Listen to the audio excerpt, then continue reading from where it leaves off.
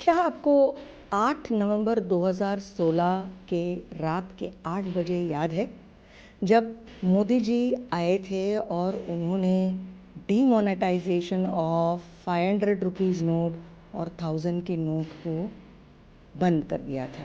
सुबह 7 बजे लोगों की लाइनें लग गईं बैंकों के दरवाज़ों पे कि ये मेरे नोट को आप बदल के दे दीजिए। उस वक्त हमारा एक क्लाइंट था जो ज्वेलरी के बिज़नेस में था। उन्होंने रात को 8:30 बजे मुझे फ़ोन किया और कहा कि गायत्री, क्या मैं अपने जितने भी एग्जिस्टिंग ज्वेल्स हैं मैं उन्हें कैश में बेच सकता हूँ?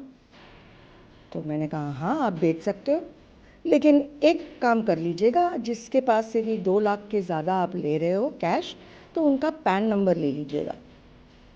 तो यस, हमारे क्लाइंट ने इसमें हामी भर दी और उन्होंने उस रात, जो रात के 8 बजे से लेके मेरे ख्याल से 12-1 बजे तक सभी ज्वेलर्स की दुकान के बाहर लोग खड़े मिले और उन्होंने अपने कैश से ज्वेलरी खरीदी और हमारे क्लाइंट ने भी अच्छा खासा बिजनेस कर लिया।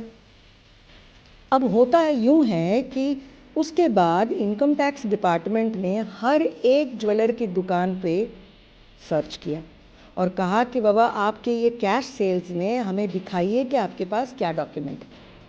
और हमारे क्लाइंट ने जैसे मैंने कहा था सबसे उनका पैन कार्ड और आधार कार्ड सबकी कॉपियाँ ली और फिर बिल इशू किया। तो जब डॉक्यूमेंटेशन आपके पास सही होती है तो कैश में बेचो या आप चेक से बेचो, कोई फ़र्क नहीं पड़ता। लेकिन अगर आप डॉक्यूमेंटेशन में चूक गए तो फिर इनकम टैक्स डिपार्टमेंट आपको उसे अनएक्सप्लेन्ड इन्वेस्टमेंट बोल के आपके इनकम में ऐड कर देगी। तो आप बाकायदा इस चीज़ का ध्यान रखिए कि जब भी आप किसी चीज़ में कैश में अगर बेचने की आपकी ज़रूरत है तो 2 लाख के ऊपर अगर आप कर रहे हो तो उनका पैन कार्ड और सारा डॉक्यूमेंटेशन लेने के बाद ही उन्हें बिल इशू कीजिए।